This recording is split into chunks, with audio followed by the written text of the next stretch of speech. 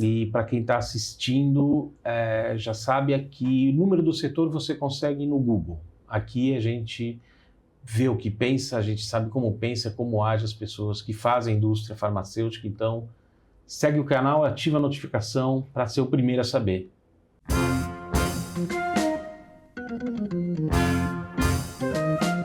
Por que laboratórios que criam tecnologias médicas bilionárias ainda entregam portais de suporte confusos e jornadas engessadas para pacientes e médicos?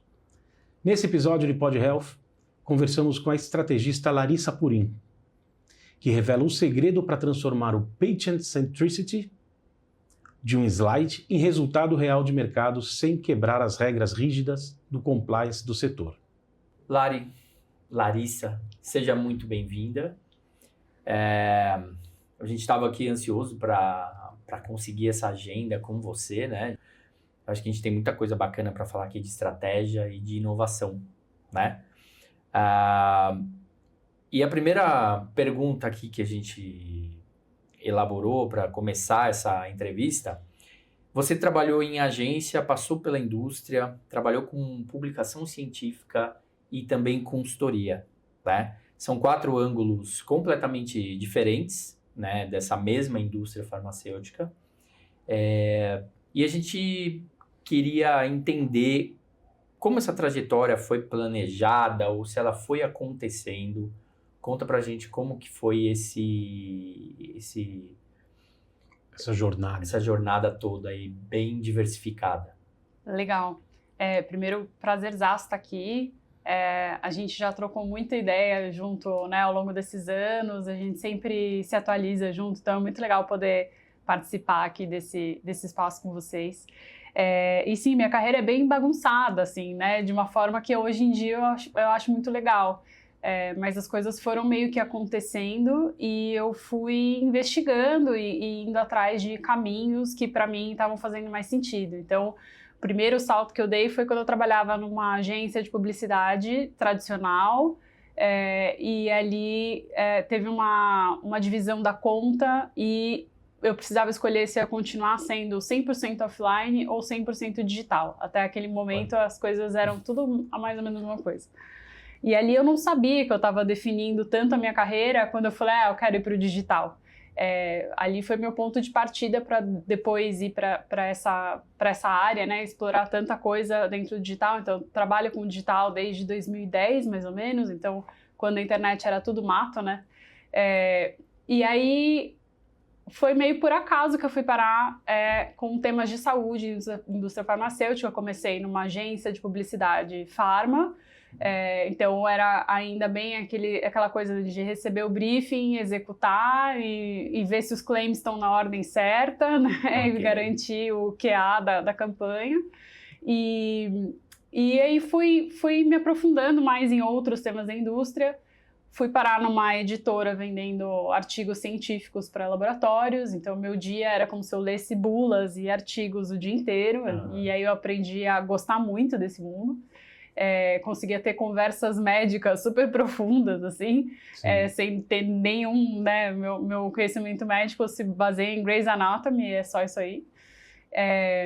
E aí depois fui para Bayer, onde eu fiquei 5 anos e meio, e peguei uma época de transformação muito grande. Então, era uma área, na época que eu fui para lá, a área de digital se chamava e-marketing. E aí depois, exato, e-marketing, que era aquela coisa, a sobra do budget, né? Vamos botar no digital. O que eu estava pensando é isso, de 2010, você fala foi outro dia, não. Para a indústria, para o digital da indústria, isso foi em outra vida, outro século, outra era. Exato, a era do e-marketing. Do e-marketing. Bota um E na frente que funciona. Funciona, né? E assim, né, aqui entre nós, a gente gosta de uma bulazinha, né? Uma bulazinha. Seja ela impressa ou digital, a gente sempre dá uma olhadinha, né? Gostamos. E aí, eu fui para Bayer e peguei toda essa transformação. Então, o digital passou a ser multi-channel, que aí depois começou a se falar sobre omni-channel. Sim. Né? E aí e nessa época também eu comecei a estudar a parte de inovação. Na verdade, foi super por acaso que eu caí num curso de Design Thinking e eu achei aquela metodologia muito legal, né? Para quem não conhece, é uma metodologia de inovação, né? De design. Eu achei aquilo muito legal e eu falei, puxa, será que isso cabe no marketing? E aí voltei para casa e comecei a tentar colocar as duas coisas juntas e deu super certo. E aí comecei a replicar para outros produtos dentro da empresa e me apaixonei muito pelo tema de inovação e fui estudar mais a fundo. Daí, enfim, tive algumas outras passagens fora da indústria, fui sócia de startup, passei por Big Tech americana, e passei por uma consultoria, onde eu atendia também em healthcare, mas aí já com mais a parte de estratégia, de experiência do cliente, já juntando esses dois grandes pilares que eu tinha, né? Que é do digital e da inovação, né? Sim. Então, foi meio por acaso, mas foram coisas que foram me chamando muito a atenção, assim, eu fui pegando esse fiozinho e fui explorando mais, assim, e até hoje fui muito feliz, assim, com essa escolha de carreira, assim, meio bagunçada, mas que é única, né? Estrategicamente bagunçada, né? Isso, olha que maravilhoso. Legal. É o caos organizado. Exatamente. Você, quando você passa por tudo isso, né? Por tudo que você foi atrás, estudou, as coisas foram surgindo, veio a pandemia, que foi um corte no que se entendia de digital, do que passou-se a entender de digital. Eu sinto, eu quero saber de você, que a indústria, ela caminha sempre para o engessamento, porque se você não tiver, quando você falou do multi-channel, né, que era o multi-channel, se você não tem isso aqui de formas de falar com o médico, não serve. Existe a criatividade, existe como pensar diferente, como que eu vou chegar nesse cara diferente, mas a indústria engessa isso, ela fala, não, pera, isso aí ninguém fez, eu não fiz, ninguém fez, vamos mandar um e-mail para ele? Cara, ótima pergunta. A minha resposta, assim, baseada na minha observação, é sim. Eu acho que existe um engessamento de propósito. Eu acho que isso vem mudando bastante, eu vejo a indústria mais aberta a tentar coisas novas, mas existe muito dessa coisa assim, se ninguém fez, é porque não dá para fazer. E aí eu acho que, putz, é o maior erro, assim. Eu me lembro, na minha época de Bayer, eu vivi muitos desses, assim, se ninguém fez, né? Eu me lembro de colocar o primeiro projeto de social media no ar, foi um parto, assim, porque, poxa, imagino. Para a indústria, naquela época, tinha um medo muito grande de você abrir uma via de mão dupla com o consumidor e ter uma enxurrada de evento adverso para reportar. Esse era o grande medo. Então, ninguém queria fazer. Sim. Aí, cara, o processo de convencimento de uma indústria desse tamanho, que vai para a Alemanha, o pedido para poder abrir uma página. E aí, na época, a saída que a gente achou foi uma página de saúde animal, que era uma divisão que a Bayer tinha na época, que era já mais flexível em relação a algumas regras, mas a partir dali trouxe evidência para mostrar, tipo, olha, dá para fazer, o negócio é mais legal do que não é legal, sim, vem lá um evento adverso, mas é 0,01% de todos os comentários, então, assim, a partir desse primeiro projeto, a gente conseguiu provar que tinha possibilidade de dar certo as outras coisas, e aí vai. Então, precisa ter um pouco de cuidado, mas precisa assumir algum risco de fazer uma coisa diferente. Mesmo porque no fundo da questão eu não quero falar com o consumidor, porque eu não quero ouvir o que esse consumidor tem a dizer, porque ele pode me dizer coisas que vai me dar muito trabalho e dor de cabeça. E dá mesmo, né? Dá. Mas essa é a mudança. Você está falando com o seu consumidor, você está falando com o seu médico, né? Ou não, você é aquela coisa, eu vou mandar um e-mail marketing porque ele é o no reply. Exato. E aí, tudo tem ônus e bônus, né? Quando você abre para o diálogo com qualquer um dos públicos, sim, você está mais propenso a receber coisas que você preferia não ouvir sobre o seu produto, mas tem casos onde você aprende coisas muito legais sobre o seu produto. Inclusive, já participei de projeto, posso contar depois um pouco mais de detalhe, mas assim, onde as menções espontâneas levaram à criação de uma nova linha de produto, que depois foi um sucesso, e que se não tivesse essa escuta do outro lado, não tinha nascido, porque né, o produto foi para um outro público. Assim, então. Eu acho que a gente nunca pode subestimar os consumidores, porque eles acabam sendo especialistas, né? muitas vezes a gente acaba vendendo um produto o qual a gente não está usando. Então, ele vai ter, sim, uma experiência de uso que a gente que trabalha com marketing, com comunicação, a gente tem que estar sempre bem atento a isso, né? Isso que o Stefan comentou da questão de engessar algumas coisas, eu acho que a natureza do negócio, né? Porque a gente está trabalhando com saúde e a própria legislação, que é muito extensa para regular, né, os medicamentos e o desenvolvimento desses produtos, acabam trazendo para a gente um modus operandi, né? E a gente que trabalha com marketing, com comunicação, muitas vezes a gente tem que desafiar um pouco esse modus operandi, né, sem infringir as regras, para ser criativo dentro desse ambiente, né? Não é fácil, mas nós somos incansáveis com isso, né? Somos os eternos inconformados com essa limitação, né? E você sabe que uma das coisas que eu acho mais legais de trabalhar no segmento de saúde é exatamente isso que as pessoas enxergam como esse engessamento.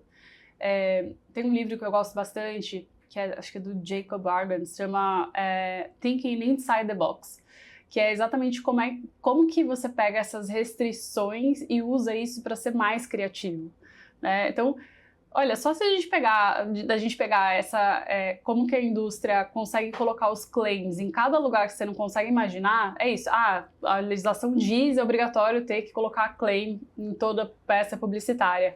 E aí você vai ver coisas maravilhosas. Eu lembro na época que ainda podia fazer canetas, não sei o quê, tinha bulas inteiras que saíam assim de dentro da caneta. Sim. Imagina o desenvolvimento de produto para conseguir. É uma inovação, né? Então eu gosto muito de olhar a restrição da indústria como, na verdade, um incentivo para inovar. Exato. Não é uma limitação, ela tem que ser um motivador. A famosa caneta banner. Quem nunca fez uma caneta banner? Quem nunca sugeriu? Mas isso não é uma caneta. Mas é tarjado, mas calma. Exato, mas temos uma solução aqui. Mas essas soluções que aparecem de inovação, de design thinking, você passou por várias áreas, como Sim. me perguntou. E quem está dentro da indústria, você acha que ele tem a mesma perspectiva? Porque você viu de vários lados, você viu do lado de agência, lado de laboratório, lado de publicação científica. E quem está lá na cadeira consegue enxergar de tantos lados diferentes?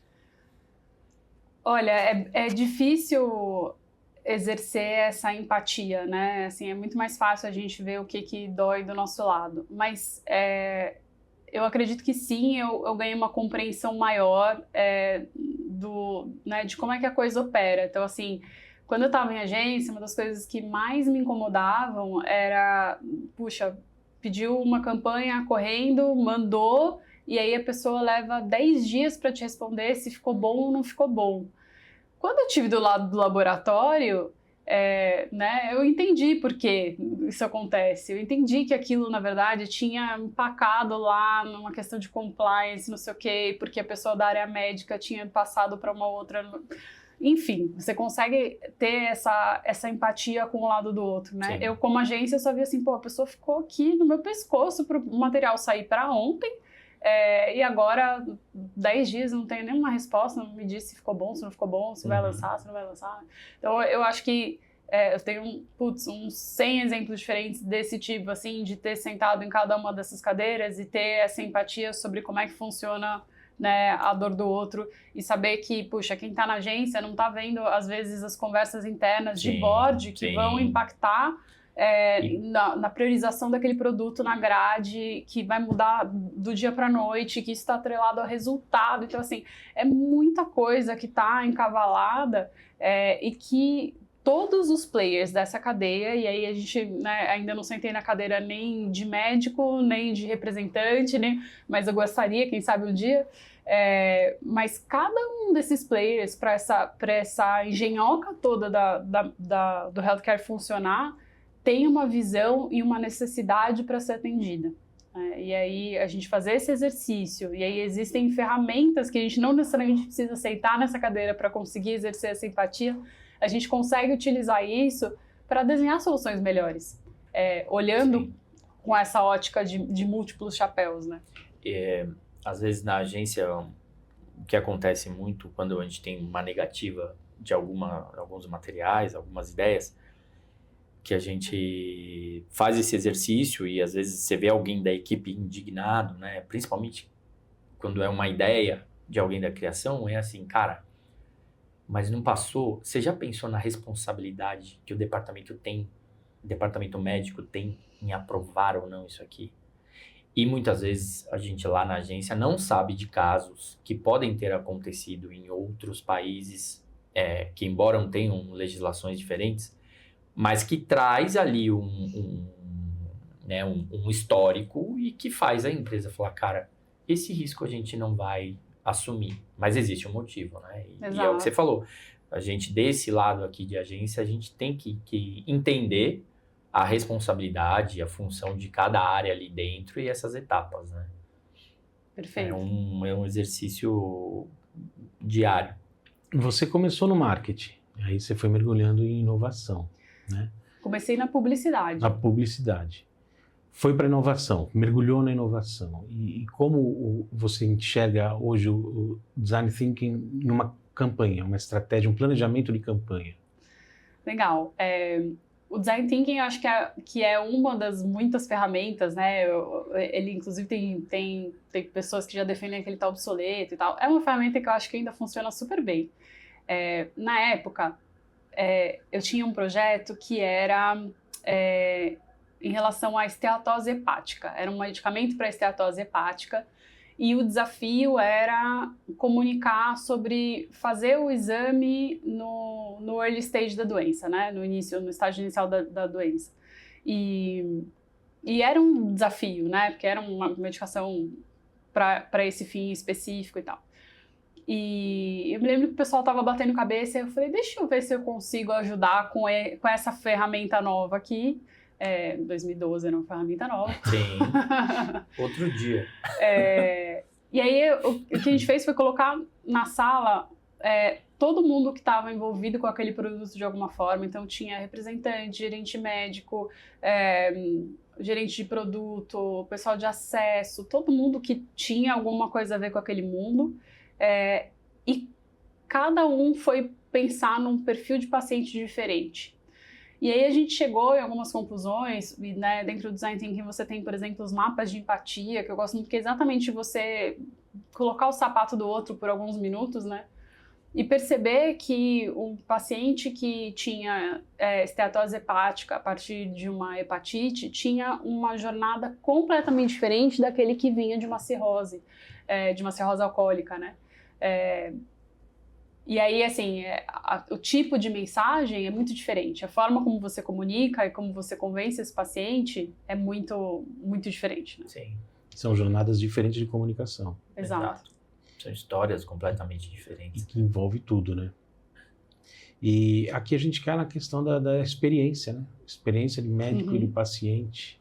Que a indústria investe bilhões em moléculas, mas ainda caminha, ainda trata essa experiência de médicos e pacientes, de consumidores, como um detalhe na execução. Como é que se enxerga isso? Eu gosto de usar a analogia do foguete, né? Então, a indústria está colocando realmente o valor de um foguete para fazer uma molécula inovadora e está pensando lá em todas as rebimbocas da parafuseta e fazendo, né, as soldagens e aquilo vai ser incrível, vai conseguir ultrapassar a barreira da Terra, mas aí quando o foguete está pronto, eles veem que não tem a porta, né? Então como é que você entra no foguete que não tem a porta? Então, às vezes a gente está tão focado em fazer produtos incríveis que a gente não pensa no básico da experiência do usuário, né? Do consumidor, seja do paciente, seja do cuidador, seja do médico. Como que a gente está olhando para como é que ele chega ali, né? Como é que ele chega na plataforma? Em que estado emocional? Com quem ele chega? De que forma? Então, Sim, assim, tudo isso, em que momento da vida dele, claro. Então, tudo isso deveria fazer a diferença em como a gente desenha a jornada. Uma coisa que eu vejo muito por exemplo, programa de esporte a paciente é muito comum, então precisamos melhorar o programa de suporte ao paciente. Vamos colocar mais coisas. Então vai colocando quanto mais coisas, o programa de suporte ao paciente agora tem 15 coisas diferentes. Tá, mas o que o paciente precisa? O que ele mais valoriza realmente. Exato. Não adianta você botar 15 coisas para ele não usar, né? Eu acho que aí chega o momento da gente voltar para a prancheta e entender por que aquele paciente não está usando ou não está vendo benefício no programa de suporte ao paciente. Não precisa ter 15 benefícios, precisa ter 1 ou 2 que vão realmente mudar a interação dele com aquela medicação. Né? A gente tem um dado hoje da OMS que diz que 40% dos usuários de doenças crônicas não seguem o tratamento adequadamente. Não é um problema de molécula, sabe? A molécula foi muito bem desenhada, o remédio funciona muito bem, indústria, mas aonde está o erro na hora que 40% dos pacientes não seguem o tratamento? Até voltando um pouquinho à pergunta anterior que a gente falou de inovação, Larissa, o que eu vejo muito é que quando surge essa pauta da inovação, parece que é um buraco negro, né? E você fala, cara, como é que eu vou? Não, a gente faz inovação. Cara, mas o que é a inovação, né? Você deu um exemplo que você pegou uma metodologia e usou num processo que nunca se tinha usado, né? Isso é uma inovação. E muitas vezes a gente vê as pessoas querendo criar coisas completamente novas, achando que a inovação é sempre o inusitado, o que nunca foi feito. E não é isso exatamente, né? Eu acho que é bacana o exemplo que você trouxe. E eu me lembro de uma matéria que eu li há muito tempo atrás que falava sobre as montadoras japonesas. Por que elas criavam produtos tão confiáveis? E nessa matéria eles mostravam que muitas vezes eles pegavam um sistema elétrico de um carro e eles mapeavam deficiências desse sistema e só traziam novos componentes relacionados àquela deficiência. E tudo era muito testado antes de ser incorporado àquele sistema. Por isso que os carros japoneses ganharam essa fama. Porque muitas vezes outras montadoras que começaram a desenhar o sistema do zero acabavam enfrentando depois dos lançamentos grandes recalls, esse tipo de coisa, né? Então, é bacana trazer essas questões porque a inovação não é um buraco negro, né? Muitas vezes você vai juntar metodologias para falar, bom, eu vou pegar este processo para melhorar com o auxílio dessas metodologias que já existem, né? E nesse processo tem a fala que você falou. Mais tarde eu posso falar mais a respeito? Pode falar mais a respeito? Por favor, Larissa. Era um projeto que você escutou as pessoas e aí um novo produto surgiu. Como é que foi isso? Esse projeto nasceu de uma ferramenta também que no digital a gente usa muito, que é o social listening, que é você pegar todos os canais que são públicos, abertos, né, e fazer uma leitura de menções e categorizar isso, né, em sentimentos, enfim. Apesar de já fazer tempo, eu vou me resguardar de falar nomes de produto. Sim, por favor. Sabemos, né, todo mundo aqui da indústria, sabemos como funcionam os NDAs, né, mas a partir dessa análise das menções, a gente conseguiu identificar que as pessoas, era um produto que estava posicionado para bebês, e a gente percebeu que mulheres em idade madura estavam utilizando para fins de beleza. E aí foi uma sacada, tanto é que é um produto de uma multinacional, e que foi um lançamento específico para o Brasil, por conta desse comportamento do público brasileiro, das mulheres maduras brasileiras que estavam utilizando esse produto. Eles conseguiram fazer uma nova linha de produto, que era essencialmente o mesmo princípio ativo, com SKUs voltados para esse público, com campanhas voltadas para esse público, e no final do primeiro ano já respondia por 30% da receita da linha, né? Da marca toda. Então, assim, surgiu a partir de escutar as pessoas e categorizar isso e entender que existia uma necessidade de mercado que não estava sendo atendida, né? Que legal isso, né? Muito bacana. É o hábito, né? Você também passou por isso? O que vocês estão fazendo com o produto? O que as pessoas estão dizendo, né? Sim. Então, Exato. eles pegaram produto para bebê, estavam pegando produto para bebê. Dermatologia, imagino, né? Que estavam passando... Exato, E resolveram criar um só para as mulheres. exato. Você ampliou o mercado, né? E daquelas assim, e a gente conhece o case, é um blockbuster mundial, né? Assim, é o que eu comentei antes. Quem tá usando o teu produto ali, cara, vai... Porque ele usa no dia a dia, sem restrição. Ele, né, vai testar coisas que muitas vezes você não testa dentro da empresa, com aquele ambiente mais controlado que a gente está acostumado.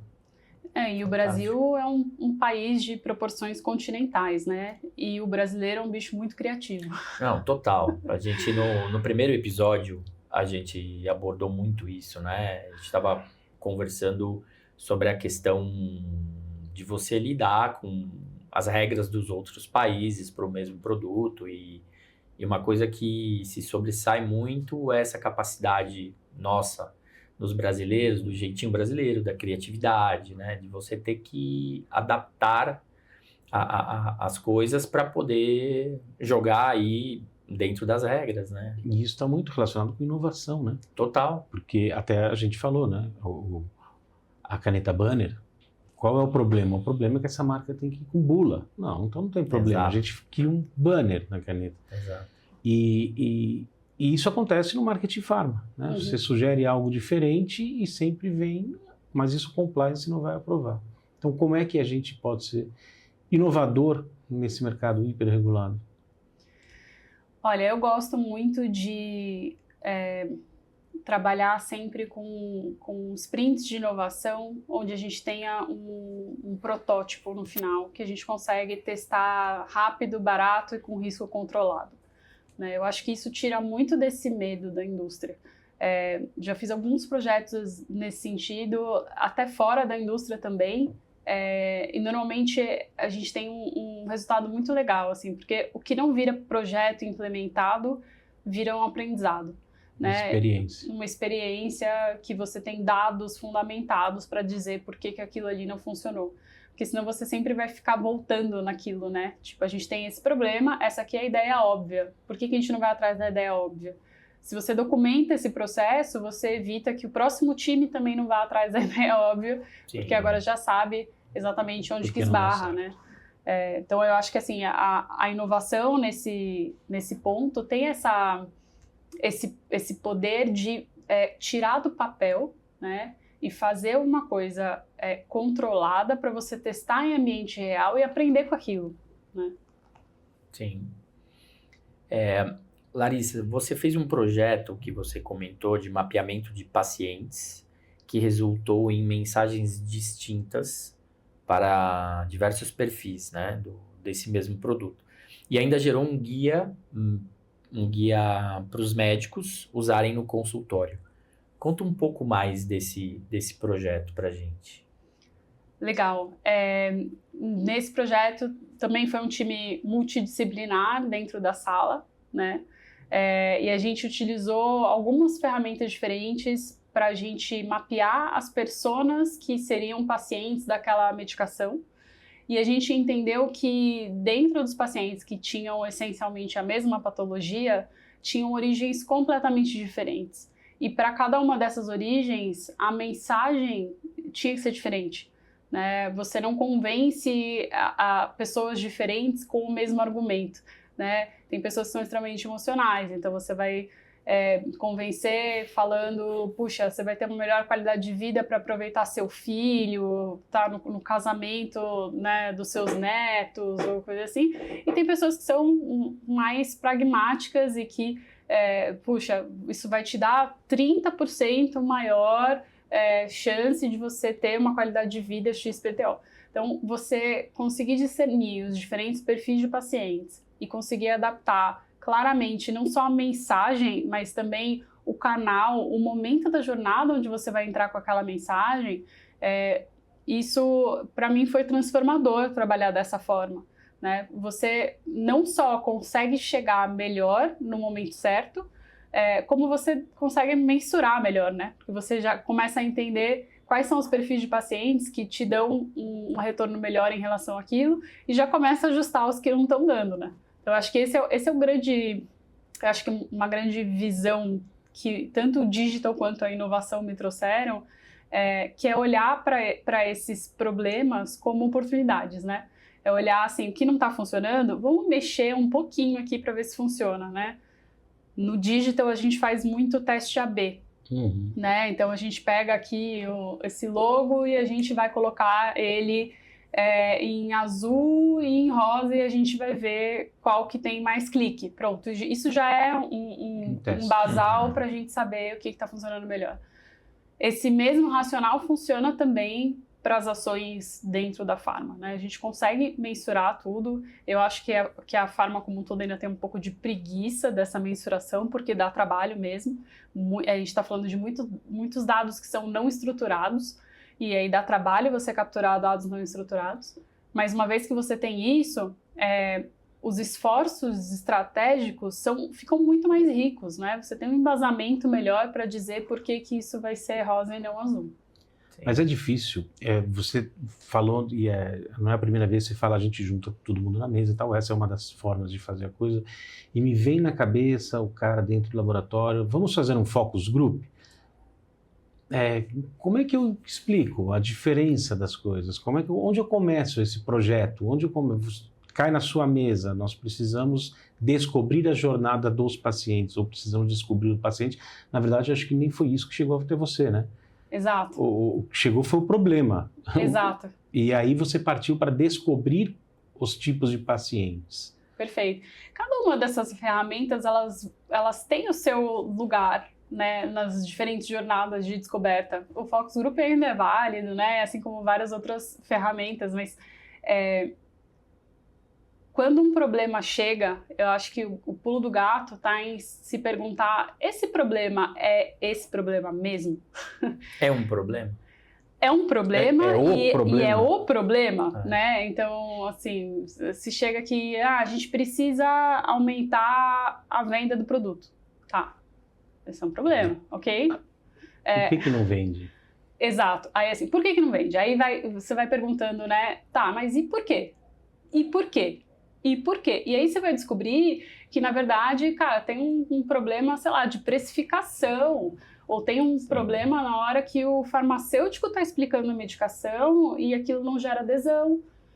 Então, assim, cara, para mim, quando sempre chega um problema, no mínimo 3 porquês. Não para antes de 3 porquês. Isso me lembra muito. Há muitos anos eu não faço mais isso, porque algumas pessoas me acham arrogante, né? Eu estou recebendo um briefing, aí mostra lá. Então, esse é o nosso concorrente, né? Tem aqueles gráficos todos, e aí o concorrente faz isso. E o produto faz, né? Fizemos o X, o concorrente fez isso. Aí você para e olha e fala, por que o concorrente caiu tanto? O que aconteceu com o concorrente? E a pessoa que está passando o briefing não sabe. Aí você fala, gente, mas a informação necessária é essa. Por que aconteceu com o seu concorrente, cara? Você está fazendo uma campanha, mas uma campanha está dizendo o quê para quem? Perfeito. Porque ali tem um problema, tem alguma coisa que aconteceu que, de repente, essa é a janela para você entrar em ação, mas a pessoa não sabe. Sim, e às vezes é uma coisa, por exemplo, às vezes aquele concorrente caiu porque teve uma falta de produto, sei lá, 4 meses. Que seja, né? Que seja. O problema é importante você saber, né? Que são detalhes que às vezes não é isso, mas essa resposta pode te trazer um insight criativo. Eu me lembro que você comentou nesse case que o guia para o médico nasceu de uma pergunta natural durante o processo. Algo que talvez alguém não estivesse jogando uma luz naquilo, e realmente, poxa, aquilo ali é uma coisa que trouxe um resultado valioso, né, para esse processo. Eu me lembro de um produto que, na verdade, de um evento que eu recebi um convite. Isso eu acho que tem um pouco a ver, quando a gente fala também de inovação, sobre aquele buraco negro. Talvez a inovação, por trazer essa coisa do inusitado, às vezes ela traz um pouco de preconceito nosso. Opa, peraí, eu não vou saber lidar com esse bicho aí da inovação, então não, deixa eu fazer do processo do jeito que eu conheço. E eu recebi um e-mail pedindo para eu participar de uma tarde em um dos nossos clientes.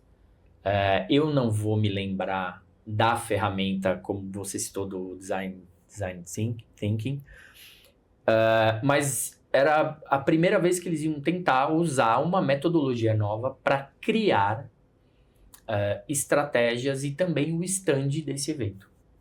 Eu confesso que quando eu li aquilo, eu falei, cara, mas o que eu vou fazer lá com esses caras, né? Mas tudo bem, vamos lá. Poxa, aí eu cheguei lá, tinha o pessoal do marketing, tinha o pessoal de regulatório, tinham várias áreas. E todas aquelas áreas que a gente comentou, que fazem parte do processo ali de aprovação. E aí tinha uma pessoa que tinha sido treinada e certificada nessa metodologia. E eu me lembro que eu participei ao todo de 3 grandes reuniões, né? Eu acho que foram 3 tardes que a gente participou. E é muito legal porque a primeira coisa que a gente teve que criar foi a estratégia daquele stand. Por que o cliente está participando? Né? Porque muitas vezes o cliente vai lá, não, eu tenho participado do brasileiro de cardiologia. Tá, mas qual que é a estratégia da nossa participação? E o processo todo trouxe perguntas para nós. E para você ter uma ideia, era um produto biosimilar, cara, que em determinado momento a gente falou, é imprescindível, a gente tem que mostrar a fábrica que foi criada para se fazer isso, né? Porque você tinha um laboratório nacional trazendo uma molécula de um biosimilar, de uma doença, era um medicamento para oncologia, que estava concorrendo com um laboratório multinacional que dominava esse mercado, né? E eu acho que talvez a gente nunca se pensasse em ter, por exemplo, esse 3D, foi feita uma filmagem 3D na fábrica, e aí quando o médico chegava, era um evento que tinha médicos e farmacêuticos, essas pessoas passavam por esse óculos 3D e assim, eu tive a oportunidade de acompanhar, participar dessas reuniões e depois nós tínhamos uma parte dessa estratégia, foram aplicativos e ferramentas que nós desenvolvemos para essa ação e ver a reação das pessoas. Isso foi o que mais me chamou a atenção como profissional. Cara, que bacana, né? Quando a gente criou isso, a gente achou que era importante, mas a gente não imaginava a reação dessas pessoas, né?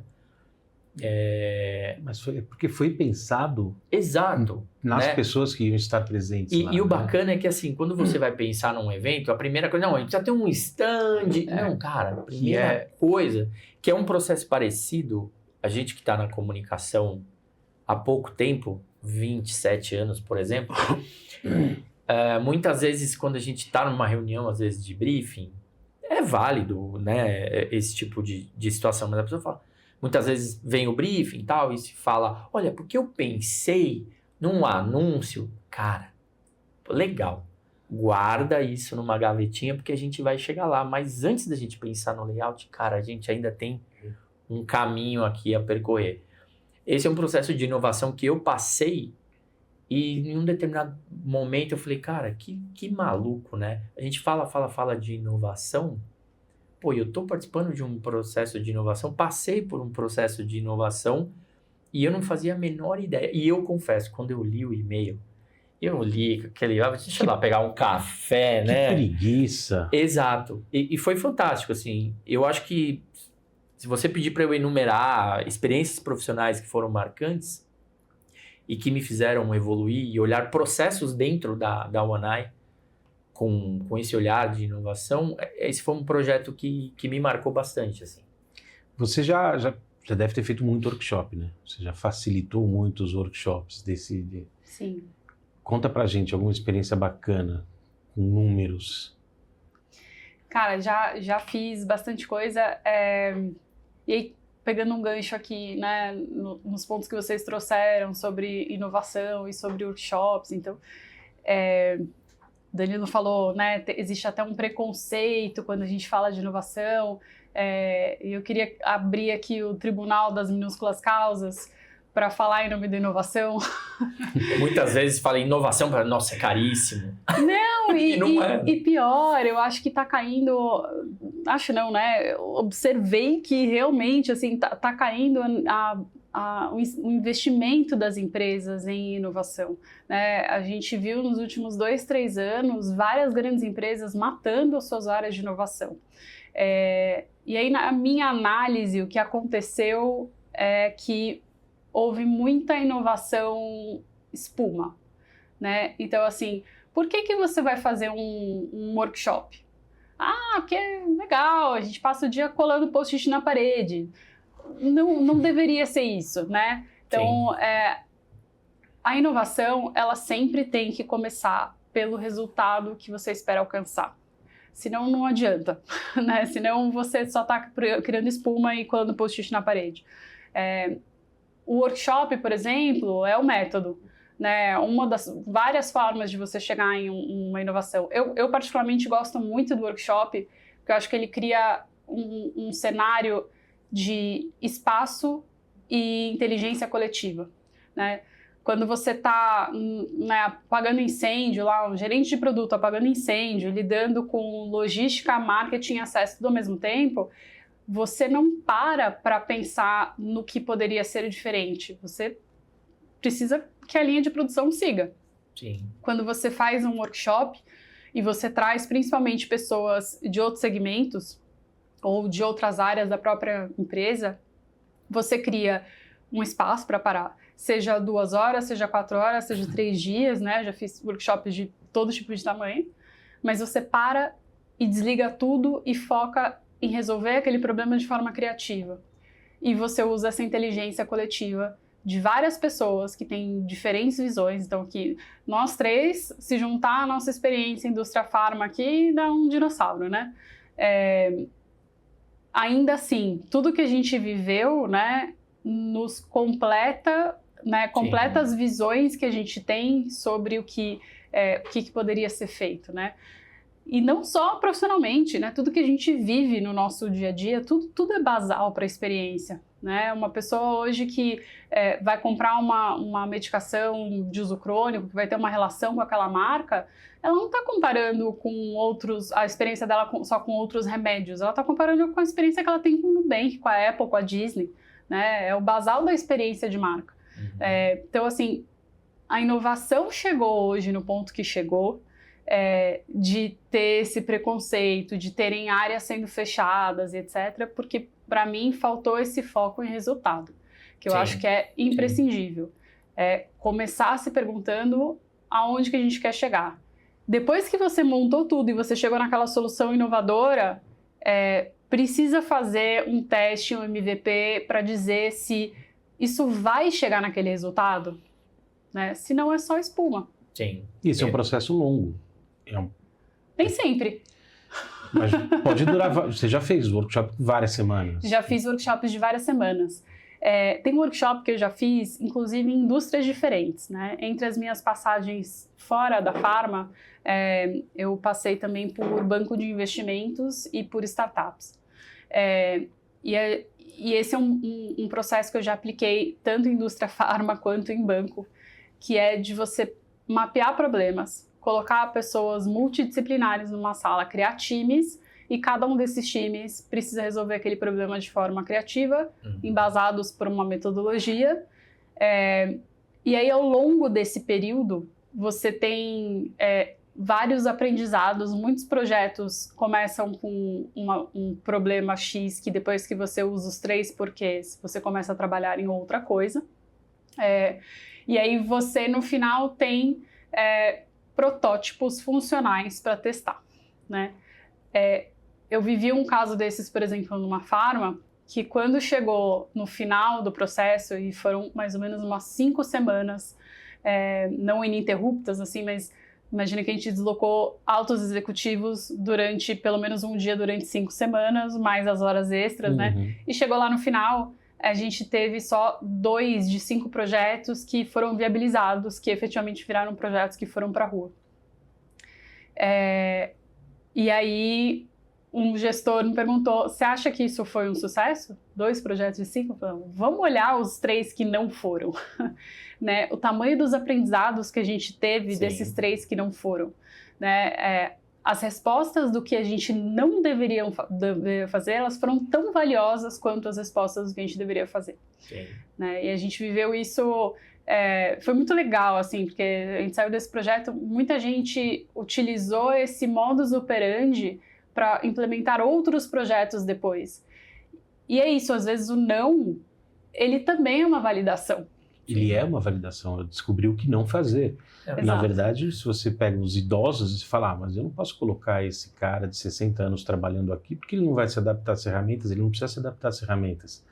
Dependendo da função, ele vai saber tudo que não é para ser feito, independente da ferramenta. É isso. E só de saber tudo que não é para ser feito, ele já economizou meses da sua empresa fazendo coisa errada. Né? E saber o que não deve ser feito, muitas vezes é o que vai evitar que uma empresa chegue à falência. Se você pegar grandes companhias da década de 80 que não se adaptaram a determinadas inovações do mercado e elas sumiram. Podemos falar da Kodak, né? A própria Kodak é um grande exemplo. Né? Olivetti, na época das máquinas de escrever, dominava o mercado, né?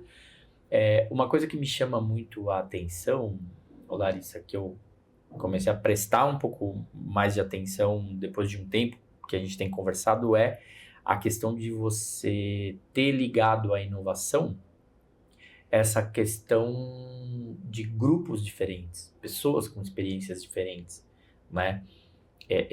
Isso parece que é uma matéria-prima fundamental para a inovação, né? Você ter experiências, bagagens diferentes, pensando pensando no mesmo problema, né? Perfeito. Eu passei por um laboratório brasileiro, né? Onde nós tínhamos um medicamento para asma e um problema crônico que tinha da medicação é que no aplicador acabava ficando muito ainda da droga na cápsula. E eu me lembro que na época foi startado um projeto para melhoria e coisa e tal. E aí, puxa, testaram várias coisas, tiveram várias ideias, né? Aumenta o calibre do caninho que vai furar essa cápsula, esmagar um pouco mais, tentar quebrar outras partes e tal. E a melhor solução que surgiu, me lembro na época, ao invés de você ter um caninho que furava a cápsula, você tinha 2, né? E é muito bacana porque eu trabalhei com esse produto lá em 2005, 2006 e a gente voltou a trabalhar com esse produto 10 anos depois e em uma das convenções eu vi o aplicador que foi desenvolvido daquela época, né? Os 2 furadores. Cara, um designer bonitinho, diferente, um pouco do que era, mais moderno, claro, mas a solução era essa mesma. E é muito bacana, né? Porque naquele instante que eu tive contato com aquilo, você não para falar assim, poxa, isso é um projeto de inovação, um processo de inovação, né? Então, muitas vezes a gente... É meio aquela música dos Titãs, né? As ideias estão no chão, você tropeça e acha a solução. Então, você vê que uma coisa que já dura anos e anos, mas não é porque ela ficou obsoleta e ninguém quer mexer naquilo. Cara, é aquilo que você mencionou. Putz, aquilo não é mais um problema, né? Isso é realmente um problema? Putz, era um problema e hoje em dia não é mais. Que casa com essa história que eu falei das montadoras japonesas, né? Que pegam algo que está funcionando, entendem que existe ainda alguns pontos sensíveis e trabalham nesses pontos sensíveis. Então, quer dizer, ao longo de 10, 15 anos, eles têm ali um sistema que já foi melhorado e testado já há muito tempo, né? Eu acho que aqui tem esse exemplo que você trouxe, né, podia ser também um problema de percepção, né? O legal é que foi encontrado, de fato, uma solução física para o problema, mas tem um case que é super famoso dentro do universo de inovação e design thinking, que era sobre a duração de um trajeto de trem. Não me lembro o país agora, enfim, mas é um case, dá um Google para achar. O desafio dos caras era, as pessoas reclamam que essa rota demora muito. E aí foram olhar para todas as coisas que são mais óbvias, né? Vamos ver as rodas, o trilho, como é que a gente melhora aqui o processo de embarque e desembarque. E aí, fazendo tudo que dava para fazer, você consegue diminuir em, sei lá, 3 minutos uma rota de várias horas. E aí os caras olharam para o processo de forma diferente e a grande sacada, a solução foi distribuição de Wi-Fi dentro do trem. E as pessoas pararam de reclamar do trajeto, da duração da rota.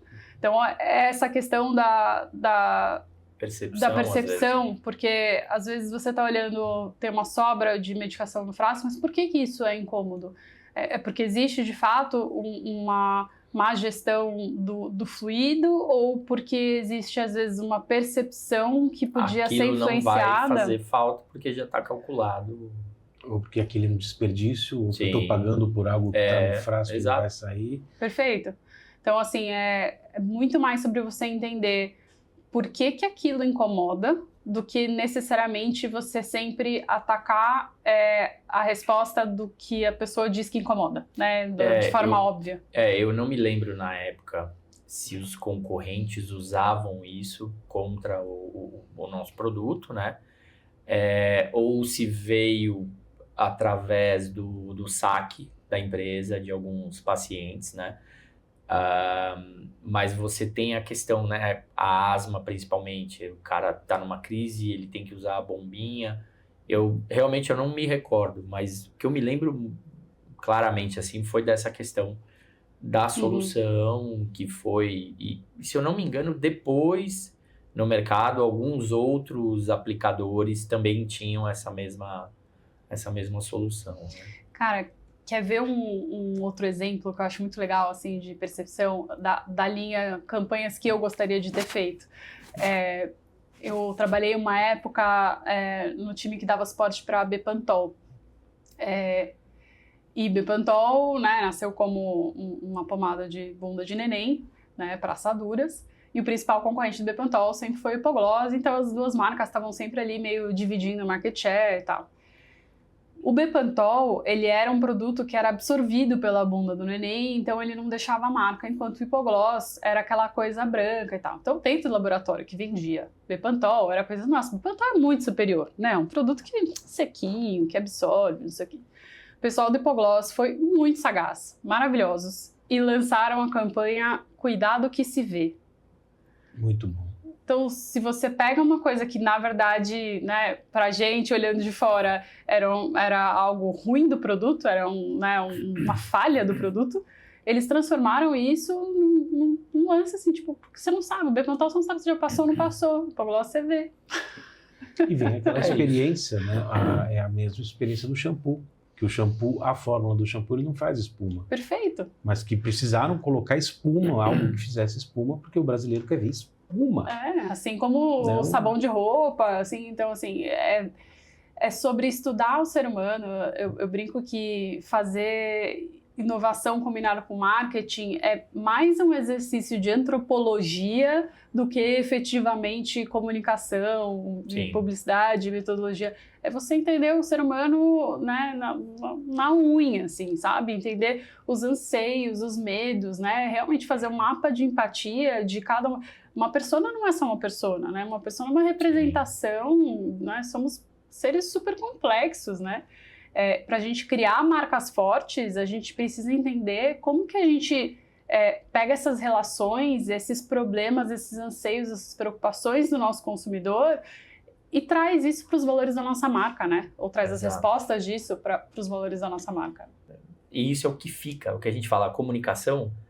Muitas vezes você vai pensar num monte de coisa, mas o que você precisa é um link, né? Que muitas vezes é muito simples. Eu lembro que lá 25 anos atrás eu falava, mas o médico vai no banheiro, gente.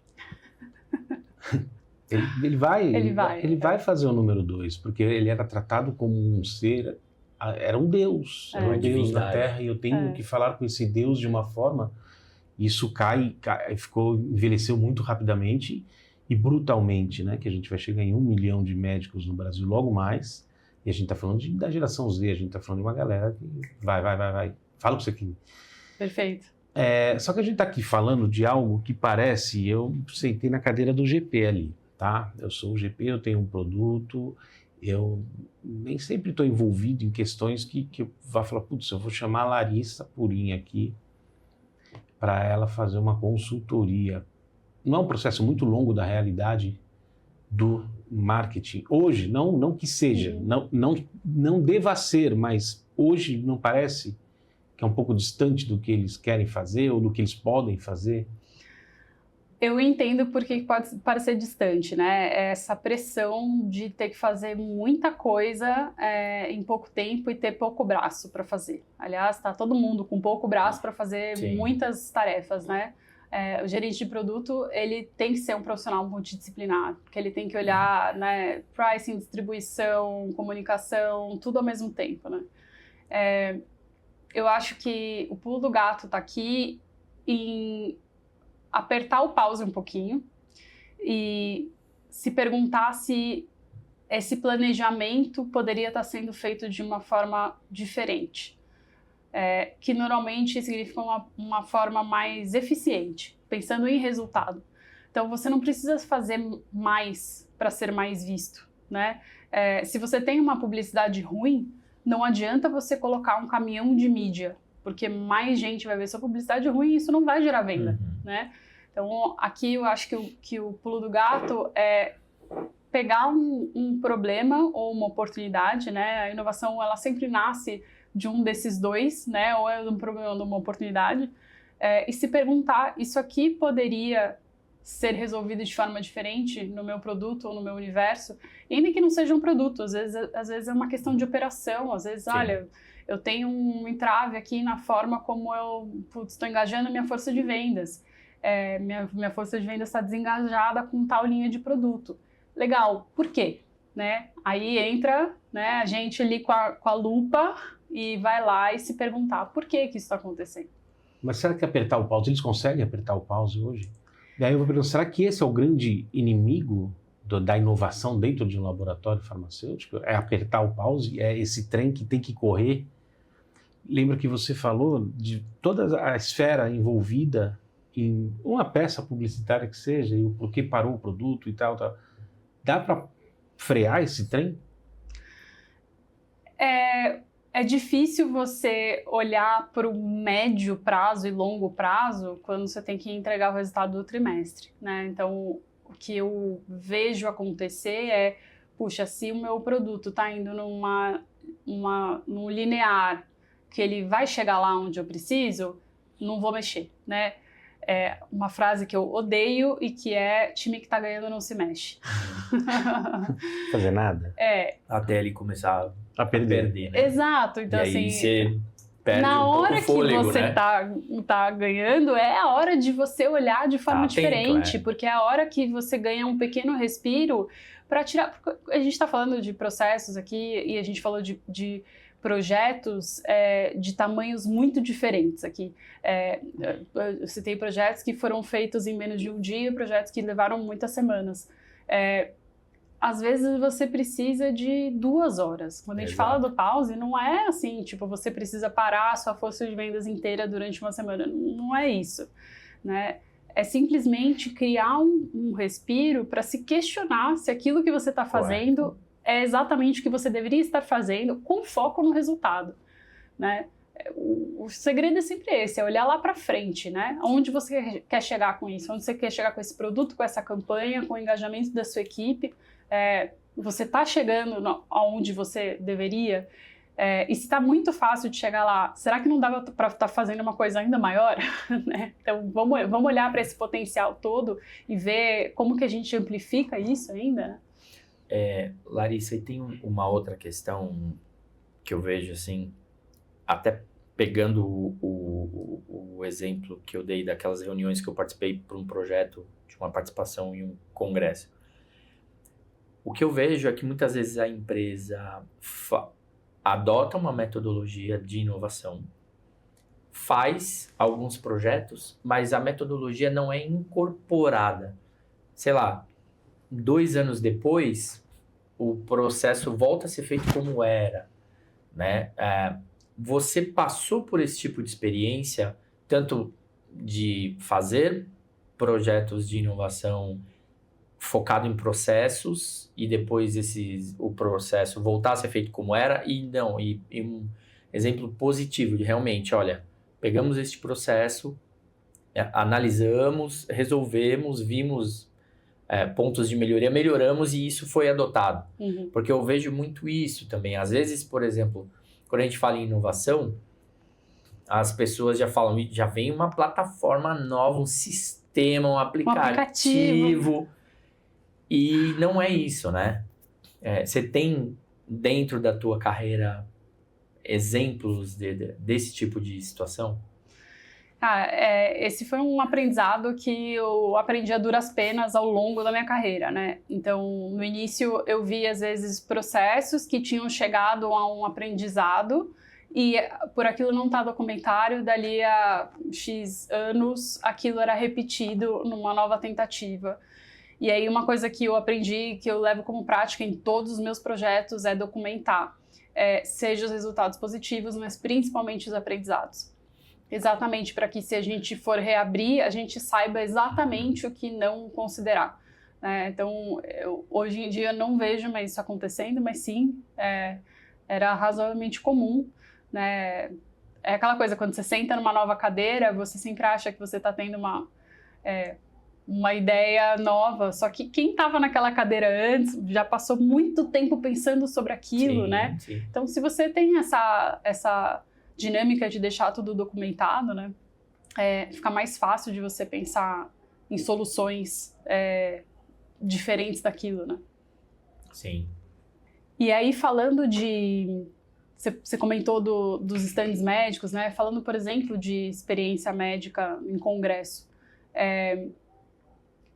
Eu me lembro, para mim foi muito marcante, uma vez que eu fui num congresso de ginecologia, e que tinha um stand que eles estavam distribuindo uma Havaiana genérica e que tinha uma fila gigantesca, dando a volta em vários outros stands para fazer um jogo e ganhar a Havaiana genérica. E aí, a percepção das pessoas que estavam de fora era, nossa, esse é o stand de maior sucesso. Só que a minha percepção eles vendem Havaianas ou eles vendem medicação e conhecimento científico, né? Uhum. Porque, para mim, foi o oposto de um sucesso aquilo, né? Eu não queria que aquele fosse o meu stand, ainda bem não era, mas... qual é o objetivo final de você estar num congresso médico como laboratório? Uhum. Né? O que você vai comunicar para os médicos naquele momento? Né? Você tem uma das poucas chances de estar frente a frente com o médico fora do consultório dele. O que você pode trazer de diferente que vai influenciar a prescrição médica dele ou que vai educar a prescrição médica dele naquele momento? Eu não acho que é dar uma Havaianas. E, por outro lado, como paciente, também me assustou, assim, ver aqueles médicos, né, que eu sabia, alguns ali eu sabia que custavam R$800 a hora, com muito mais, às vezes, preocupados em engajar com aquilo ali, porque talvez o resto do conteúdo não tivesse a altura do que ele precisava saber. E eu fico pensando o seguinte, né, às vezes o médico ia ficar ali tanto tempo esperando, cara, que a hora que ele pegasse a Havaianas, ele ia estar um pouco pé da vida, né? De ter que enfrentar aquilo, né? eu acho, pô, um brinde bacana, gerou esse buzz, mas aí a gente desse lado da mesa, né, como fornecedor de um laboratório farmacêutico, como que eu faço essa distribuição de uma forma eficiente? Né? Para ele não ter que passar tanto por isso. A pergunta é, você precisa distribuir? O ponto é esse. O sucesso ele é uma questão relativa, porque alguém vai dizer, você viu quanta gente passou no nosso stand? Exato. Aí, a segunda parte você viu quantos médicos a gente conseguiu o e-mail e os telefones? Perfeito. Porque para ganhar essa Havaiana... Você tem que dar o lead. Exato, por isso que você tem que começar pela métrica. Agora, quantos metros você precisava comprar para isso? Quantos metros de stand? Porque se você tem um box e alguém anunciando que você vai ganhar uma Havaianas, a fila vai ser a mesma. É isso que eu penso. Eu acho que qual era o objetivo? O brinde em si, putz, é legal, uma Havaianas é uma coisa bacana. E aí você otimiza essa distribuição e você pode ter até alguma ideia que no momento da distribuição você está entregando essa Havaianas com um link de coisas científicas, dependendo do produto. Lógico, tem produto que não vai te permitir, tem produto que você vai ter um link do produto que você consegue fazer isso, né? Mas eles coletaram os leads, né? E leva a gente àquela outra. Agora tem o lead. Agora eu vou fazer uma comunicação omnichannel. Isso. Omnichannel é uma palavra maravilhosa. Ela tá aí, só que ela não é feita, né? 80% dos médicos relatam que não existe esse tal do omnichannel. Que a comunicação chega para eles é irrelevante, né? Sim, e assim, aquele projeto que eu citei, que eu participei do processo de inovação na criação do stand, eu fiquei, assim, muito feliz de estar ali vendo a reação das pessoas e de ver que aquilo que a gente pensou funcionou em grande parte.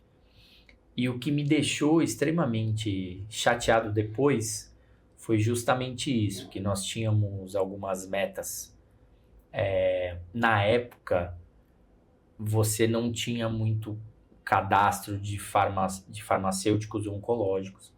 A gente conseguiu um número elevado para esse mailing e passado o evento, vamos lá, agora, temos o mailing. E aí, vamos desenvolver uma régua de comunicação, montar um projeto, coisa e tal, papapá. Cara, não. A gente não conseguiu fazer nada com aquilo. E não porque a empresa priorizou outras estratégias, foi fazendo outras coisas e, cara, e isso estava desenhado também dentro do projeto, né? Não era só o stand, como ele ia funcionar, e o pré e o pós-evento também entrou nisso. E aí acabou, assim, uma coisa que você deve ter passado já por bastante situações dessas, o corte dos projetos digitais. Onde está o erro? Que apesar de se dizerem omnichannel, 80% dos médicos recebem informação genérica. Perfeito. Eu costumo fazer uma brincadeira, eu acho que vocês já até ouviram, porque a gente já conversou sobre esses temas no passado, assim. Eu sinto que omnichannel é que nem sexo na adolescência. Todo mundo diz que tá fazendo, mas ninguém tá.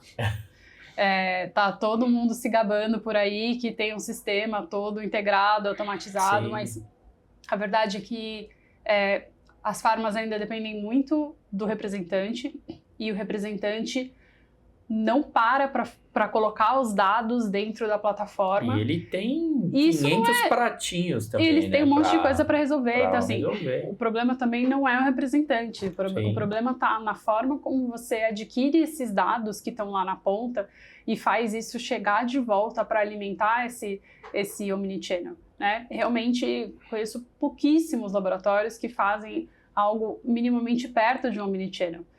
E sim, é possível fazer, mesmo com toda a legislação, mas você precisa, de fato, individualizar. E aqui eu acho que o grande lance está, principalmente na segmentação de médicos, né? Então, o seu prescritor A, ele precisa de uma atenção diferente do seu prescritor D, né? Pensando em potencial de prescrição.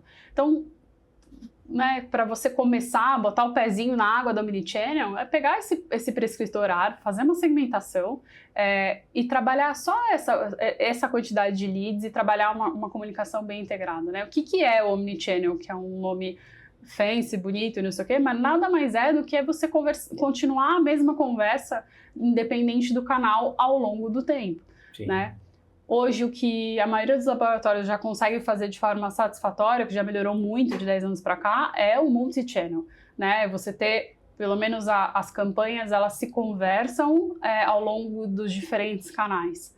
Aí, para dar esse salto para o omnichannel, o que precisa é que essa conversa continue, né? Então, se o médico estava interessado em saber sobre perfil de paciente, a sua próxima comunicação não deveria ser sobre posologia, deveria ser sobre o que ele está interessado em saber. Então, assim, aquela coisa que a gente tinha muito engessada, né, de cada ciclo da comunicação ter um tema, né, isso muda de perspectiva na hora que você coloca o médico no centro, né, e a necessidade dele de saber aquela informação. Então, você passa a ter uma gama de informação disponível para o representante ou para qualquer um dos outros canais envolvidos nessa comunicação conseguirem ativar a necessidade desse médico. E aí tá o pulo do gato. E Larissa, uma coisa que a gente acaba comentando bastante, né? Não basta muitas vezes você falar uma vez. Muitas vezes você tem que trazer essa mensagem algumas vezes para que você tenha o conteúdo realmente assimilado, gravado, né, na cabeça da pessoa. Essa é uma coisa também que, às vezes, a gente vê que falta um pouco de frequência na continuidade das mensagens, né? Mas a coleta dos dados, ela importa muito, né? Porque esse é um ponto principal. E quem está coletando o quê? Eu acho que essa é uma dor difícil de resolver. Porque a gente tem alguns laboratórios ensaiando o perfil de médico prescritor. Esse é um prescritor que se preocupa com isso, esse é um prescritor que se preocupa com aquilo, só que acaba virando uma baguncinha, no fundo. Você monta materiais híbridos para tudo que é médico. Então... Eu acho que a gente teve um cliente que nós atendemos que eles tinham sempre 4 perfis, né? O médico da especialidade prescritor, o médico da especialidade não prescritor, o médico que não era da especialidade prescritor e o médico que não era da especialidade e não era prescritor, né? E a gente tinha uma segmentação da comunicação muito clara. Mas é um recorte muito amplo. Sim. Esse é o ponto, assim. Não, mas eu digo assim, tá falando há muito tempo atrás eles tinham essa visão desses perfis, né? E aí eu não sei como está hoje, a gente não atende mais essa empresa, mas eles já tinham essa segmentação porque eles achavam importante que tinha, mas faz anos, mensagens diferentes, né?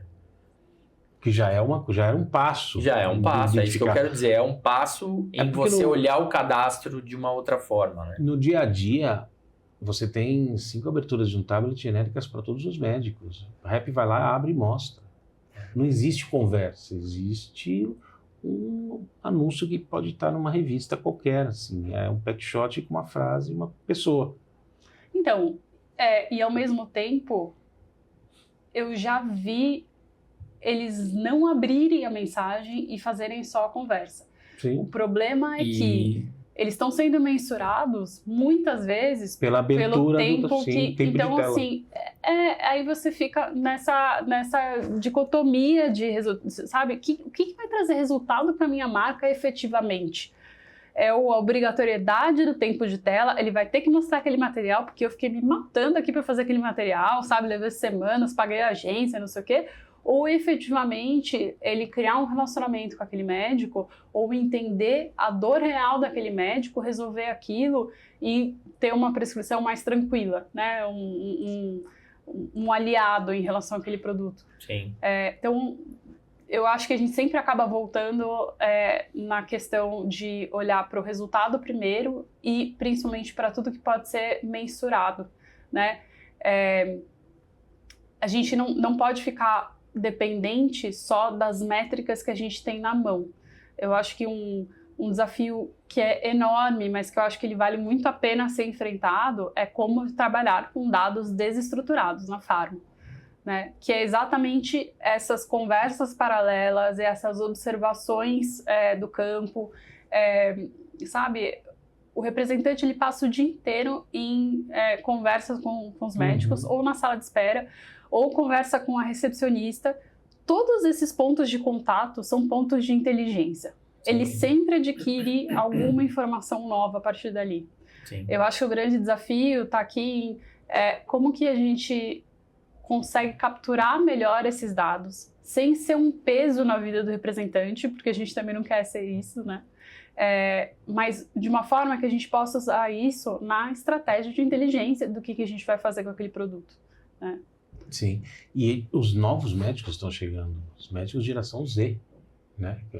O laboratório precisa mudar a forma de falar com esse cara. Sim. Perfeito. A geração Z já está no consultório, geração Alpha vai chegar em breve. Qualquer um que não esteja morando numa caverna sabe que as nossas gerações são muito diferentes. Sim. Vocês têm filhos, né? Uhum. Como que é? Seu filho é adolescente? 18 anos. 18 anos. O mais novo é 18. Como que é a relação dele quando ele quer saber alguma informação que ele não sabe? Olha, eu não sei qual a informação que ele não sabe, ele está na mão dele, na hora ele descobre. Eu tenho um exemplo da geração dos meus filhos, e há muitos anos isso, quando eles eram crianças ainda, eles ficavam absolutamente indignados por ter um horário para alguma coisa passar na televisão. Do tipo, total. Que horas é isso? É hora tal, mas por quê? Eu quero ver agora. Sim. Não, mas não tem também. horário. Sim. Mas não, como assim horário? E eu lembro da menina sempre mais. Que absurdo, vocês têm que esperar um horário para ver alguma Precisamos coisa. criar uma revolução contra... Perfeito! Já estava com o celular na mão, eu vejo a hora que quiser ver. E da mesma forma, né? A gente saiu daquela coisa do webinar com horário, não sei o que tinha muita, né? Hoje em dia, você tem muita plataforma de conteúdo médico onde é totalmente on demand. Entre assim, a hora que você quiser. Exato. Lembra, né, a gente já falou aqui um pouco sobre experiências de marca, né? E que os balizadores são outras marcas de qualquer outra coisa. Então, assim, poxa, se o Netflix me entrega o conteúdo que eu quero, em alta definição, na hora que eu quero, eu ainda posso assistir vezes 2, né? Ganhar tempo na minha vida, etc, etc. Por que eu preciso entrar na hora X no webinar com o doutor tal para aprender uma coisa que... Então, assim, essa é a lógica. Quando a gente fala das diferentes gerações, é fazer essas observações de comportamento e entender que diferentes gerações consomem conteúdo de forma diferente, se relacionam com outros seres humanos e com marcas de forma diferente e adaptar a nossa comunicação para isso. Né? A gente não fala igual, a gente não nota o mesmo comportamento de uma pessoa de 50, uma pessoa de 30 e uma pessoa de 20. Né? Então, por que a gente faz uma única comunicação, sendo que a nossa base médica hoje né, vai aí dos 20 e poucos até os 70, 80, 90? Essa pasteurização é pedir para não ser visto, né? Exato. É pedir para não ser lembrado. E assim, mas eu vejo muito também, acho que o maior desafio que a gente tem é que você tem sempre pouco tempo, né?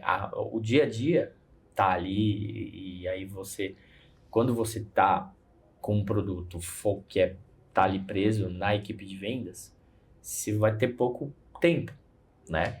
Aí quando a gente pensa na ferramenta digital, cara, se 1 minuto é tão valioso na frente do médico, muitas vezes para falar de 3 marcas, use melhores. Quando você consegue captar esse médico para uma ferramenta digital, seja ela qual for, você vai ter mais tempo de audiência. E aí, eu acho que entra muito uma questão que toda vez que a gente se depara com isso, a gente tem tentado contornar, que o digital não é concorrente do representante. Ele é o complemento do trabalho desse cara, né?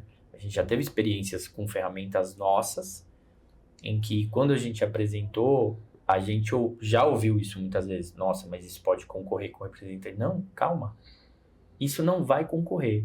Sabe o tempo que a gente ia perder pedindo pro médico preencher uma ficha ou entrar num site e... Cara, aqui não vai precisar fazer isso. Isso aqui vai ser um complemento. Tanto que uma dessas ferramentas que a gente criou, começou a ser usado na pandemia. E depois que acabou a pandemia, a gente ainda trabalhou muito tempo com essa ferramenta fazendo a famosa revisita, né? Só que aí a gente também não fazia uma revisita de um produto, a gente conseguia encaixar ali mais produtos, né? Então, a gente lida com esses, vamos dizer assim, com esse modus operandi, ou talvez esses preconceitos. E não, a gente consegue estender o trabalho do representante, né? E agora conseguir ter audiência para o médico, não só ali no consultório. E agora tem uma nova, né? Tem a IA. Que todo mundo fala da IA isso, IA aquilo, mas na verdade ninguém sabe o que é e o que fazer com ela, né? Como é que você enxerga a IA nessa relação laboratório médico-paciente? Olha, diferente do Omnichannel, tá todo mundo usando mesmo. Né? Os dados já estão aí, e os dados, assim, eles até são pouco confiáveis, dão uma direção pra gente. Então, dados de outubro do ano passado mostram que até 70% dos médicos já utilizam IA na prática clínica. Seja para ajudar a completar um prontuário, seja para procurar informações durante a consulta. A posologia, o que seja, né? Então, assim, já é parte do dia a dia. E do outro lado, o paciente está chegando cada vez mais informado. Isso que eu ia falar. E com a crescente de número de ferramentas, de acuracidade das ferramentas, isso tende a crescer. Então, assim, se eu tiver que olhar, assim, hoje, de outubro para cá, puxa, eu diria que esse número aí já está mais perto do 100%. Já ultrapassou. Já está, assim, quase geral, né, de todo mundo fazendo algum tipo de utilização de IA no dia a dia. E aqui, eu acho que fica a provocação das marcas, se um médico discutir com uma IA um caso de paciente que poderia se beneficiar do seu produto, o que a IA vai responder para ele? Seu produto vai ser lembrado pela IA? Né? De que forma que as marcas estão trabalhando isso hoje? Eu assisti há umas 2-3 semanas atrás uma palestra do Neil Patel, que né, a maior autoridade em SEO, né, em posicionamento de marcas na internet. E ele veio para o Brasil e o recado dele foi muito claro em relação a vocês estão no Brasil num ponto de inflexão perfeito, né? Que você já tem uma adoção da ferramenta, mas ao mesmo tempo tem pouquíssimas marcas que estão fazendo isso direito e utilizando isso dentro do mix de comunicação. Então, as marcas que souberem fazer isso hoje vão sair na frente, né? Então, não vejo ainda, não chegam ainda solicitações para esse tipo de estudo, né, de como que sua marca é percebida. E dando um spoiler aqui, assim, a sua marca, ela é percebida por uma construção de coisas. Não tem uma técnica que, tipo, eu vou fazer um documento, vou subir na IA e a partir de amanhã, quando alguém perguntar da patologia, ela vai responder. As LLMs, elas funcionam muito bem com a recência dos documentos, então quanto mais informação frequente e nova tiver sobre aquilo, ela considera mais, e sobre o número de coisas e de fontes apontando para o mesmo lugar. Sim. Então, assim, não é um trabalho do dia para a noite. Por isso que ele deixou um recado muito claro, assim, de comecem a trabalhar isso agora, porque quando a gente olha para os números, a conversão de vendas de produtos em geral via IA, ela é muito menor ainda, assim, vamos lá, estou me confundindo aqui. O número de buscas no Google ainda é muito superior ao número de buscas na IA. Só que, proporcionalmente, a taxa de conversão de uma IA é muito maior do que a do Google. Né? Então, se eu apareço 100 vezes no Google, eu tenho 1% de chance de vender meu produto a partir dali, mas eu apareço 10 vezes no LLM, mas eu faço 5 vezes. Porque a IA é uma conversa, um conselho, toque. Ela não é um resultado só. E sabe o que eu vejo também, Stefan? Por exemplo, é um exercício até pra gente fazer.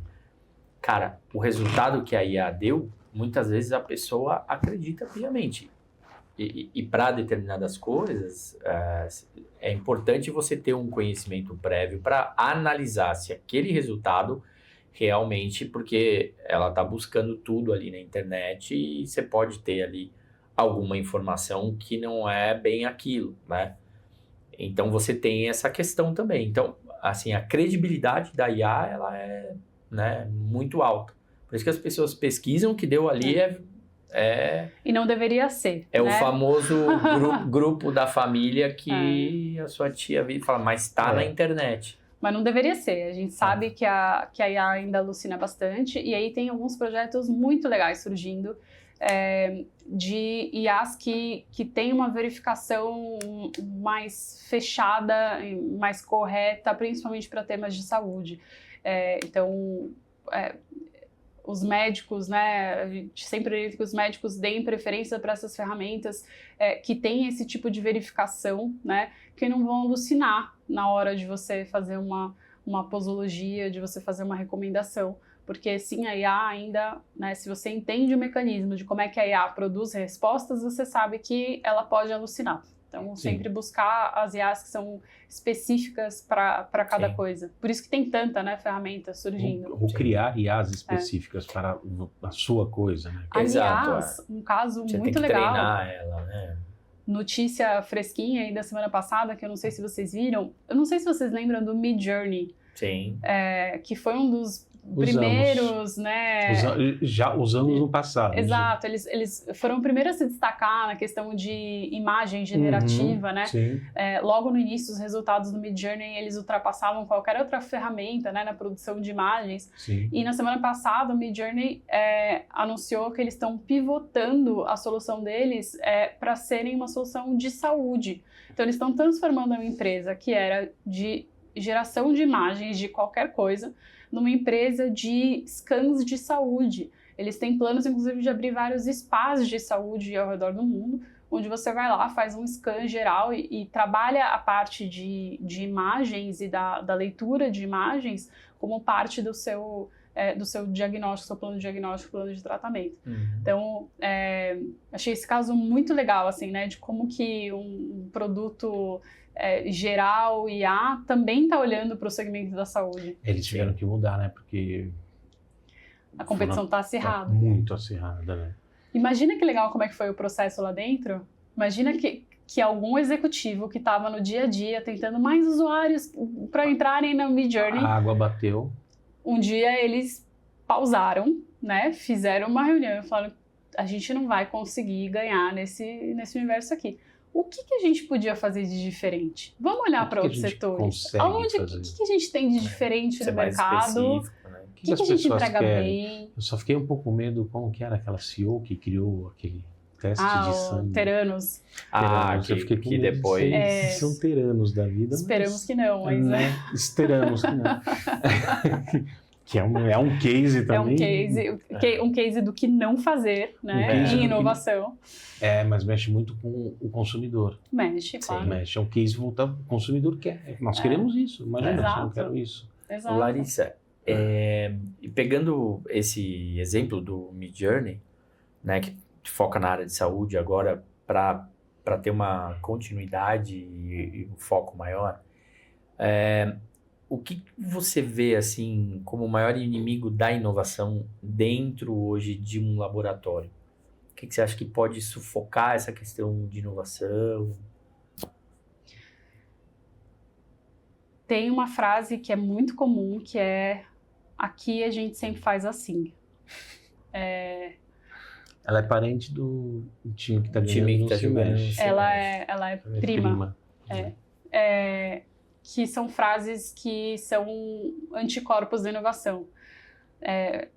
Falando inclusive em anticorpos de inovação, a literatura de inovação fala muito abertamente sobre anticorpos da inovação. Nós, seres humanos como um todo, inclusive nós que trabalhamos com inovação, somos intrinsecamente anti-inovação, né? O nosso cérebro não gosta de gastar energia aprendendo coisas novas, né? A gente prefere o cômodo, a zona de conforto. Então, sempre que a coisa está mexendo demais e a gente sabe que é aquele que a gente vai ter que se mexer, a gente tende a ir contra. E você identificar esses anticorpos da inovação cedo e você conseguir sponsors de inovação dentro da empresa são os principais antídotos para você conseguir inovar em qualquer ambiente, inclusive nos ambientes regulados dentro da Farm. Interessante. Em um mercado que estão acabando com áreas de inovação, é até difícil pensar nisso. Né? Eu vou te falar que eu não fico tão preocupada deles estarem acabando com a área de inovação, porque pode ser sintoma de algo ainda mais legal, que é todo mundo tá embarcando inovação no que está fazendo já. Então você já não virou precisa... algo... você não precisa de alguém dedicado na mesa de todo mundo. fazendo tudo isso, né? A inovação, aliás, não deveria ser critério de uma única área. A inovação, né? A pessoa do jurídico, do compliance, do marketing, todo mundo tem a capacidade de pensar de forma inovadora nas suas soluções. Então, conseguir dentro de casa esses sponsors, e podem ser gestores, podem ser pares, podem ser pessoas aliadas dentro de outras áreas, mas você conseguir esses aliados para projetos inovadores é onde eu tenho visto que mais dá resultado na hora de você ter projetos que são bem-sucedidos no final. E precisa de alguém dessa centelha que fala, nós precisamos pensar diferente aqui. Né? Talvez essa seja a maior dificuldade. Quem é essa pessoa lá dentro que vai conseguir dar o pause, que vai conseguir e que vai respirar, dedicar tempo para reunir, organizar essas pessoas, definir metodologias, avaliar, né? Porque inovação não é palpável. As pessoas não conseguem entender exatamente o que é uma inovação. Sim. Elas não conseguem entender o processo da inovação. O que eu preciso fazer para criar para ser inovador? Isso é um ótimo insight. Né? Sendo que o primeiro passo para você ser inovador é pensar nesse problema. Para mim. Então, qual o problema? E por que o problema existe? Onde está o problema? Né? E não só aceitar que o problema é esse. O problema é esse, a gente tem uma montanha e a gente vai ter que fazer a curva nela com a estrada. É isso, é olhar para o seu problema e pensar, esse problema é um problema mesmo? Esse é o problema? Né? É um problema mesmo? O problema é esse que eu estou olhando ou é outra coisa que eu não estou vendo? É o porquê. Inclusive, a inovação ela caminha junto, são termos que caminham junto com criatividade. Inovação e criatividade. E muito se fala de onde vem a criatividade. Você exerce a criatividade, você treina a criatividade e eu sempre falo, existe uma coisa antes de criatividade e antes de curiosidade. E repertório. Curiosidade te leva ao repertório. É verdade. A curiosidade ela é a matriz da criatividade, da inovação, do repertório. Se você não for curioso, se você não quiser entender por que está assim, por que não está assim, por que funciona, o resto vem. Se você quer descobrir tudo, eu sou uma pessoa que eu vou pesquisar alguma coisa. Tá? Qual o preço desse copo? Se me deixar, eu começo no preço do copo, eu vou para a fabricação do copo, eu vou para que tipo de areia, diferentes tipos de areia, material onde tem areia, e por que o deserto do Saara não pode acabar. Isso aí chama hiperfoco, se tiver algum psiquiatra que... Eu sei, eu já fui diagnosticado. Mas é incrível isso, que você chega e responde. Né? Sim. E como é que foi a sua jornada como paciente, seja, né, dessa patologia ou de qualquer patologia, assim? O que você, como paciente, foi legal ou podia ter sido diferente? Foi fácil ter um diagnóstico? Foi simples chegar numa medicação, no médico? Na verdade, não foi nem, o diagnóstico não era para isso, não foi para isso que eu fui lá, doutor. O doutor também tinha hiperfoco. Doutor. Eu vim aqui para outra coisa. Qual que é o problema? E aí, todos os... Porque o médico olhou para você e falou, será que o problema é o problema? Sim. Né? E aí ele chegou em outro problema que na verdade porque não é. Às vezes o hiperfoco ele te tira de todo o resto. Exato. Ele te afunda em alguma coisa. Mas Eu acho que descobrir o seu problema já é um passo para você entender. Fala, putz, eu faço isso mesmo. Só que aí você consegue ter vários hiperfocos durante o dia ao mesmo tempo e o que a sua vida segue.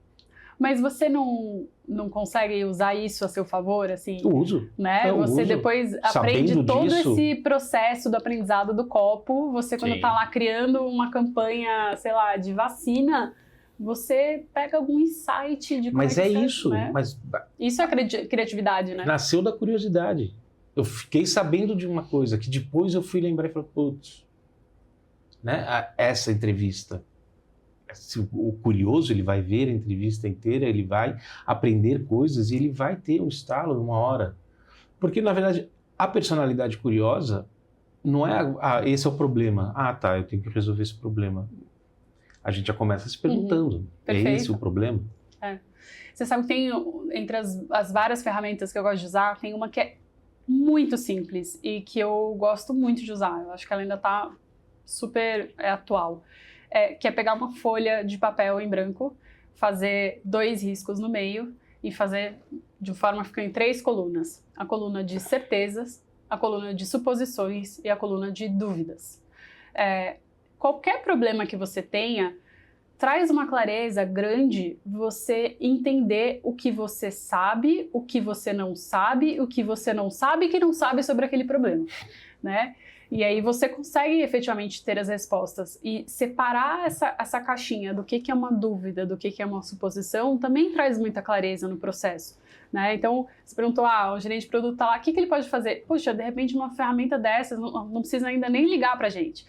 Pode só fazer uma ferramenta dessa na mesa dele. Então, assim, poxa, meu desafio é esse. Meu desafio é, sei lá, aumentar a aderência de medicação contraceptiva em mulheres de 18 a 23 anos da classe XPTO. O que eu sei exatamente? Puxa, elas precisam, não sei o que, elas têm informação? Como que é essa informação?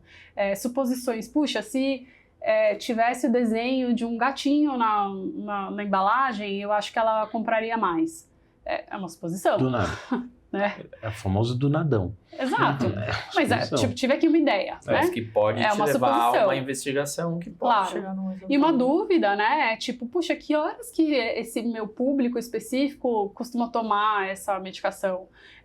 Quando que ela deixa para comprar isso? Ela compra no último dia da próxima cartela ou ela compra 3 meses de antecedência? Você mapear todas essas informações faz com que você consiga desenhar uma jornada de descoberta. Porque aí, você sabendo o que você não sabe e o que você não sabe que não sabe, aí você consegue ir atrás das respostas. E aí você consegue trazer todas as outras ferramentas. Pode ser um focus group, pode ser um contato com o saque do laboratório, pode ser ir para a farmácia ficar observando. Pode ser um monte de coisa. Um milhão de possibilidades de chegar nessas informações. Mas se você não mapeia, não coloca no papel e não tem clareza do que você tem certeza absoluta sobre o seu problema e o que você não tem tanta certeza assim, fica no escuro. E aí a inovação fica essa coisa meio difusa, assim, o que é a inovação? O que é inovação? Sim. Como inovar?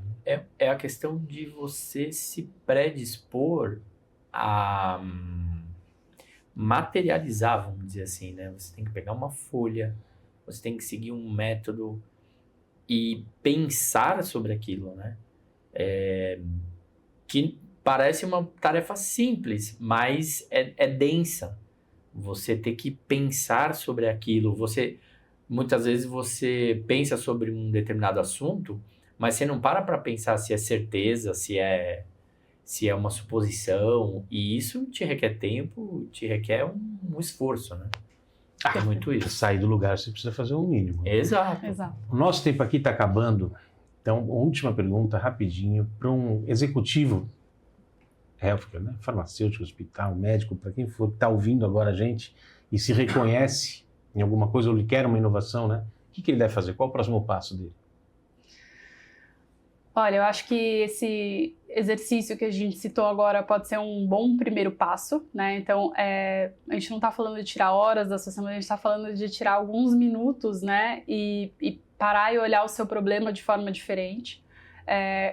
E eu, né, defendendo meu próprio peixe aqui, eu acho que trazer pessoas de fora também ajuda a oxigenar, né? Não é só pelo conhecimento da metodologia, né, e de todos esses cases que a gente comentou aqui, mas é também de você oficialmente criar esse espaço e trazer esse repertório para ajudar a resolver o seu problema.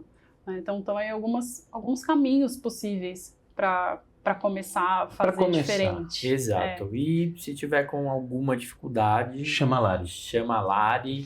Larissa Purim, chama o Anai. A gente também costuma trabalhar com algumas dessas metodologias. Esse é um papo que ia muito embora, ia muito em frente. Sim. A gente ia começar a soltar.